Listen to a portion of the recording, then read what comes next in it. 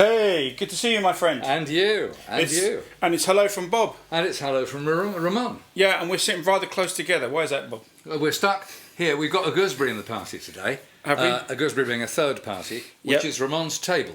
I can't live without my table. He can't live without his table. It's his your occasional table. Well, I actually have it on gigs. If you ever come see the Compadres, which is my new project. You have this on gigs?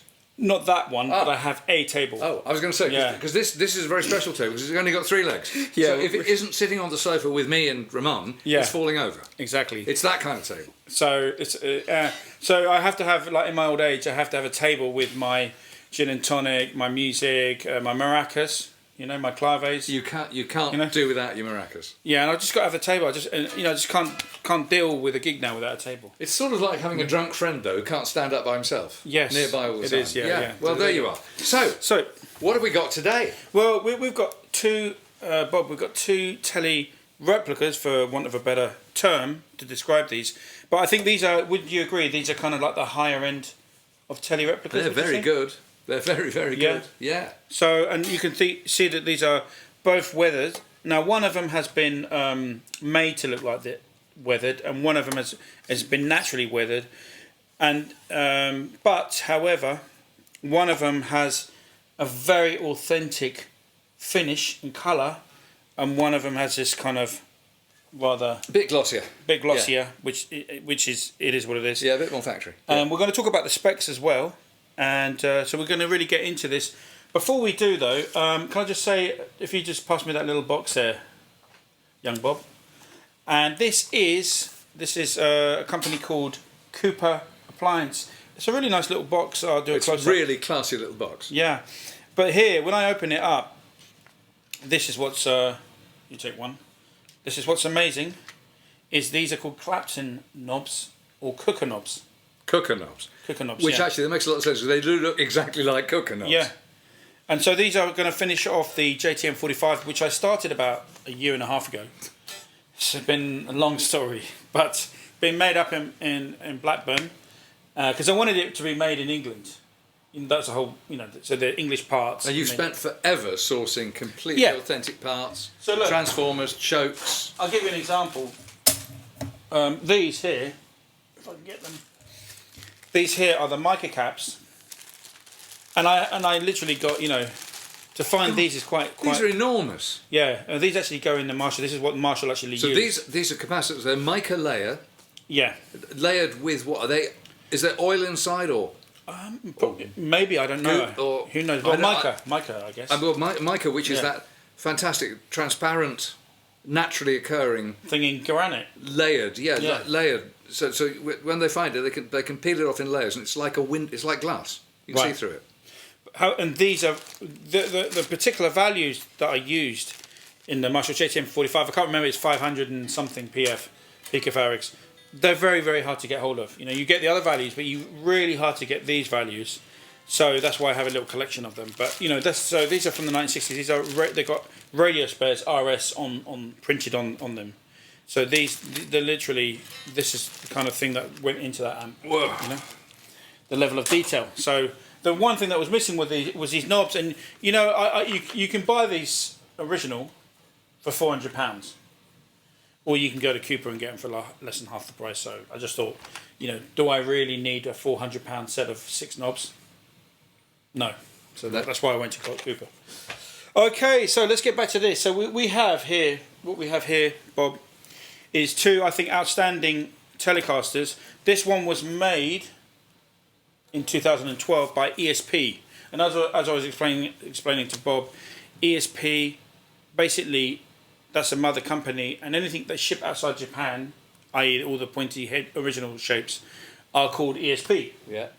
The Gibson and Fender knockoffs that ESP make to a very high standard, they have a label called Navigator. It gets them out of trouble, But they've actually discontinued Navigator, I think, and I was talking to Bob about this earlier, and the reason I think ESP are getting worried that a lot of Navigators are now turning up in the West, America and Europe, and they're getting a little bit worried that Gibson might, start poking around. And I think also that Gibson particularly are at the moment really notorious for going after people. I think Fender are as well. They're both big corporations, and they're both going after people who are, making knockoffs. No, part of which is the maker's fault, in inverted commas, if you like, but part of the trouble is that people buy these things and then modify them slightly to pass them off as original. So it's also the users as well as the makers who are part of the problem. Yeah, I think what's really cool as well, Bob, is that these two replicas have their own labels. So this one's labelled Navigator and this one's here is labelled Dwight. So let's talk about this one.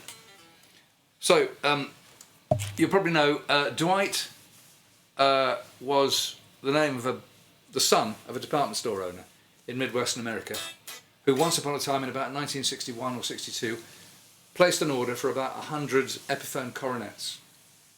So Epiphone coronet is basically the Epiphone Les Paul Jr. single pickup, white back wing pickguard, red curved edge body, wonderful rosewood neck, 3-a-side headstock back in that day. So you probably know those guitars, but the Dwights were the identical guitar but with a D on the pickguard instead of an E for Epiphone, and Dwight on the headstock.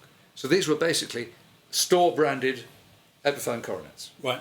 And amongst the collectors, if you're a junior collector or an Epiphone collector, you probably, for completeness, you want a Dwight as well. It is exactly the same as an Epiphone coronet, but it's a Dwight. That's where the name comes from in guitar land. And a friend of mine, who is probably the world's greatest refinisher, has acquired, quite legitimately, the Dwight brand name and produces guitars under that name. So you might have seen in a previous video, I've got a single pickup Explorer shaped guitar. That's a Dwight Eliminator. This is a Dwight L Loco.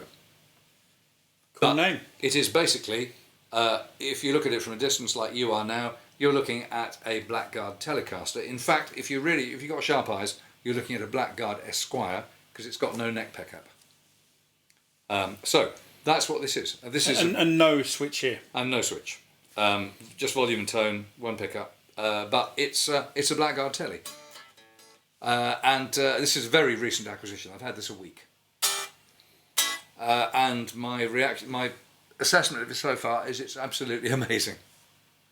It's really amazing. It feels to me. And you had this against a Nacho and a real 52, 53? And I've had it against one Blackguard so far. And I've got several friends with Blackguards that I can get my hands on, so I'm going to go round and doing the comparisons. But at the moment, the comparison is unbelievably good.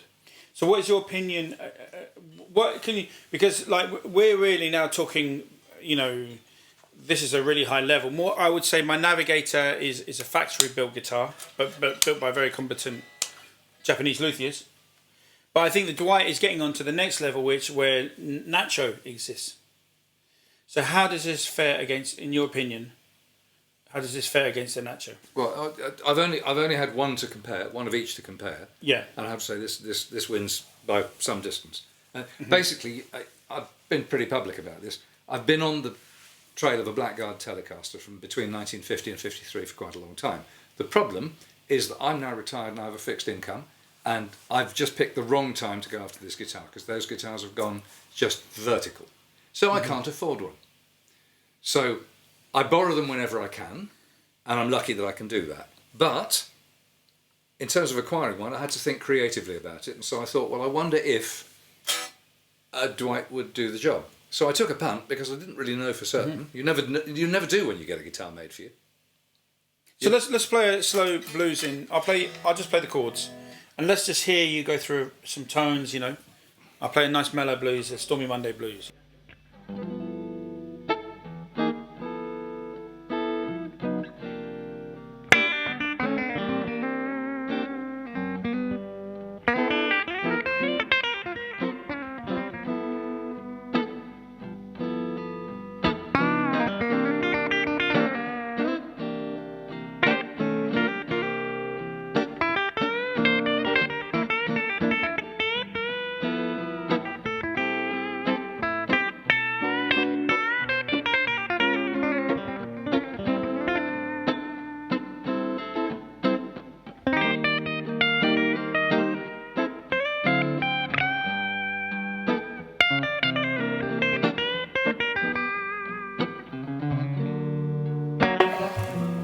So that's really nice. It's got some real bark to it, hasn't it? And I mean, I wasn't changing sounds at all there. It's just what you do with your fingers. But the reason I wanted one of these guitars, an original, is because down here, they sound like an acoustic. Up here, they sweeten up like when you're playing lead. Yeah. And it's all in your hands. You're not doing anything much with the controls. Maybe a little bit volume and tone. Because Bob and I have often said that when we retire, we're going to just sell all our collection and just have a Blackguard, and that's it. One amp, one Blackguard. Well, it's a rather morbid thought, but I've been thinking for a long time that a Blackguard Telecaster is the guitar I'm going to die with. Right. And shall I put it in your coffin? Well, and I might go before you though. No, you don't. No, because my descendants are going to sell it for good money. But right. Okay. But in principle, it's just I discovered the guitars really late. When I was growing up, Telecasters were sort of joke guitars. They were country and western. Yeah. Yeah. And we were all snobby about Stratocasters. Yeah. Les In Pauls. 1995, they were like $5,000, weren't they? 1995. I mean, it could have been less. Yeah. You know. But the truth is, because I remember. I mean, it is the most ridiculous thing. It's like if Henry Ford had invented the Model T Ford, and it remained the best car on the road. Yeah, that's the equivalent. The Blackguard Telecaster. I mean, we were so stupid, weren't we? Because can I just say this? In 1995, we were spending our money on PRSs when we could have bought Blackguards until the cows come home. Yes. Weren't we foolish? Bloody idiots. Oh my God! If I knew, if I could tell myself what I know now. Would you believe it, guys? Would you believe it? Yeah. So there you are. Yeah. So anyway, it's a Blackguard Telly. Yeah. I don't know what you call it. Replica. Yeah. You know. But I mean, this guy, to get credit where credit's due, Clive. Sorry, Clive. If you're watching, Clive Brown is one of the foremost, experts on finishes in the country, in England, in the world, in the world. So. This is really something special, and I think it's a really cool. Kudos to him for putting the Dwight name on there and not having the Fender name. Because for me, this is like with the Daniels Les Paul that I play. Yeah. I have Daniels on the Les Paul headstock because I don't want, and that's why I love the Navigator, because I don't like replicas where they lie and say it's a Fender, like the Terry Morgans. That really bugs me because it's not a Gibson, it's a Terry Morgan. Why not put Terry Morgan on the headstock? And in a way, it's worth more money with the Dwight name because, it's a Clive Brown guitar. Whereas if it had Fender, well, who's to say if it really was a Clive Brown guitar? Yeah. So there's that way. Well, I think the other thing is it all depends why you're buying a guitar, right? And I very definitely wanted to get a Blackguard Telecaster for the way it played. Yeah. Now, if I'd had all that money to drop on a Fender, original Fender, I probably would. But I had to think creatively about how close can I get by boxing clever rather than just throwing money at a problem? Absolutely. And that was the bet that I took, and the bet paid off. Really, great. So, and because I'm comparing my finish, which is a glossy factory finish, to this, which is absolutely relict and just looks so original. Now on my guitar, the only thing that looks original is a fretboard, because this was actually for real, because. This is Navigator don't really relic guitars. ESP, sorry, don't relic guitars. So this relic here has come from a guitar that's probably just owned this one guitar, and he's played the hell out of it, right? Yeah.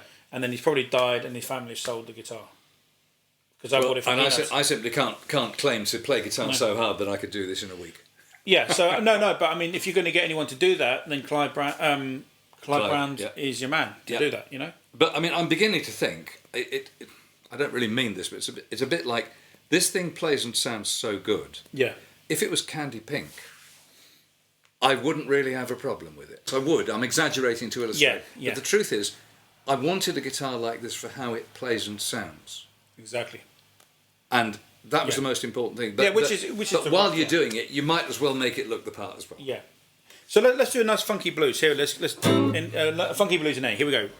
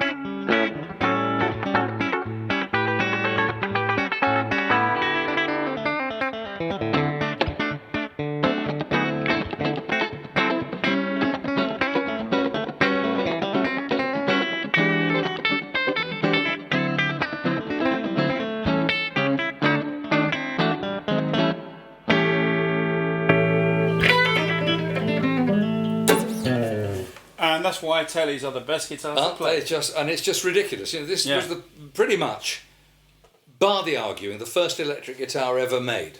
It is, yeah. And it is. Is it 72 years old now? What is it? So 1949, so that would be, 50, 75, 76 years old. 76 Even older years than old. me. So, yeah, let that sink in. 76 years old. And it's the best design. It is literally you could do.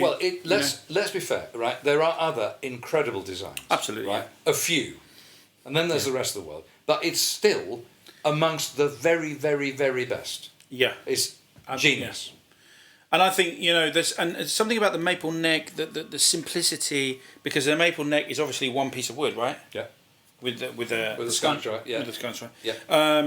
And when you get a good one, I love this Navigator. For me, I'm so used to this guitar, and in a lot of ways, you can't go wrong. You can get some great Squires, you can get some great Mexican Fenders. They don't have to be this price. I mean, I got this one. This is like a $3,000 guitar. This is probably a $5,000 guitar, right? Probably. Ish. Yeah.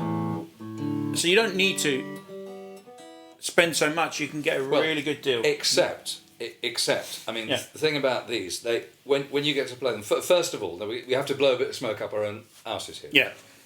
I think people have to be able to play a bit, quite well, to be able to play one of these, because it's so simple that it does nothing for you. It's you. No. You're making the sound, right? 100%. Right? We haven't got any fancy clobber going on. We're going through clean amps here. You're completely dry. I've got a drop of reverb. That's it, right? So it's something about, and yes, they've got tremendous flexibility in terms of tone under your fingers without doing anything. You can really work them, but I think you've got to be a certain quality of player to be able to do that. But what's so strange about these guitars is that when you can do that, these guitars then take you to another place. They take you much further than one of those regular, let's say a current mid-fi American Telecaster probably cost you what, 1,500-1,600 quid? Yep. I guess. Yep. And it would be a nice guitar. And you could probably set it up really nicely. Not for what we're talking about. Yeah, I mean, and also we're talking the hardware as well, because this is something. So let me just take you through the hardware on this guitar. This is a I can't even remember what that is. What's that, mate? I haven't got my glasses. One sec. Let me get my glasses on, guys. One sec. Age before beauty. That is a Glendale bridge. That's it. So this has got a Glendale bridge and Glendale brass saddles. Right. Which is like really kind of. I'm not saying it's the most accurate, but it's pricey stuff. Pricey, the top end stuff. Yeah. Yeah, and it's got a Don Mayer bridge pickup. Yeah. So you know what I mean. This is really, it's got a nice Cornell cap in there. So and this is the thing with a Tele, you can upgrade them. God, well, I mean, the whole point was they were designed to be worked on in the break between sets with only a screwdriver and a pair of scissors. I mean, they're incredibly basic and simple, practical. Yeah. The other thing, by the way, I never knew this until recently. The necks, right? When they were made. Yeah. Leo Fender's attitude was, if you really work the guitar hard, wear it out, right? Yeah. Wear the frets down. You don't want to refret. No. Send you a new one. You just unscrew the neck and put a new neck on, throw the old neck away. And I think that's why he went to Rosewood, because he didn't like the fact that these were all looking worn in. Maybe that the harder maple was slightly harder to work or something. But he was all about manufacturing efficiency. Absolutely. And I think he would have thought, hang on, taking all the frets out, probably damaging the fingerboard, and then putting new frets in, that's going to take hours of somebody's work. That's completely cost ineffective. Yeah. No, just unscrew it, chuck it in the bin and get another one out. And so the neck is as replaceable as the knobs. Exactly. In his mind. Yeah. So the whole thing is tweakable, but if like Bob, obviously, I love, because I think Bob coined this phrase. Bob always talks about the chassis. And what the chassis is the wood. Okay, it's a wood. So if the chassis is good, if the wood's good, then it's worth replacing all the other bits. you can do things. Yeah. If the chassis is dead, I mean, and the thing is, these days, I've got quite a few really modestly priced modern guitars, which I love. You're not a snob, contrary to common belief. I'm not a complete snob, right? Yep. But the one thing, I very seldom buy a brand new modern guitar. I'll always buy it pre-owned and probably, hopefully, with a few years of ownership and it's in fairly good condition. Yeah. It probably won't cost a lot of money, but the main thing is, if it's going to go dead, go rubbery, Yeah. it'll have gone dead by the time I buy it. Right. Right? That's why I do that. It's not because I'm a snob about, I don't buy new guitars. It's because actually I want somebody else to find out if it's going to turn to rubber. Because some do. Especially the way they're being made these days and the prices they're being pimped out at and where they're being made and stuff. Shall we say the care that's lavished to them on the choice of wood is not tremendous. Yeah, and this this I don't want to keep hopping on about Navigator, but I will. One of the reasons I like Navigator and one of the reasons why this guitar sounds so good is it's old wood, and ESP are the biggest, have the biggest collection of wood in terms of guitar manufacturers in Japan. I'm born in 1975. I'm 50. ESP was founded in 1975. So they've had wood, which is, their wood is more than 50 years old, and it's seasoned, and they have they have a big store of wood, and so the woods they use on these Navigators is the top stuff. Right. And Bob tuned it up, and it's good to go. These don't move. The wood, because when the wood is seasoned, it doesn't move. But having said that, you say that, I can't speak for. I have no idea where this wood came from. I know the next maple. I know the body swamp ash.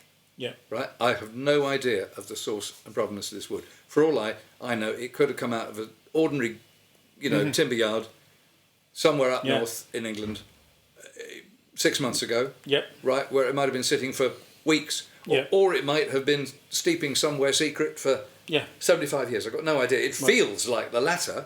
Yeah. But I have no idea. What Bob really wants, guys, is one guitar, a small little pedal that he bought from Allerton's called a Valaton GP5, and his high amp, which sounds beautiful, and that's it. He just wants to do it all, and all that would be a very, very powerful, very, very small rig, easily light enough to load into any gig with two hands, one single journey from the car or the bus to the stage. Easy to set up, 5 seconds, easy to strike. And then you've got all the pick-up positions for the different tones you need. Well, if I go ahead with this project to its conclusion, what I'm going to end up with is the sounds from a 1950 Telecaster, and the sounds from a 1952 Telecaster, right, and the sound from a 50 to 52 Esquire. All in one guitar. That's the idea, and it can be done. Yeah.